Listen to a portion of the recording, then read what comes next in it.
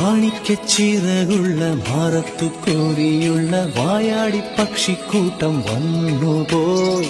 കാടൊന്നു കാണാനായി കൂടൊന്നു കൂട്ടാനായി ആകാശപ്പുഴയിൽ കുതിച്ചുപോയി. കണ്ടു മലനിര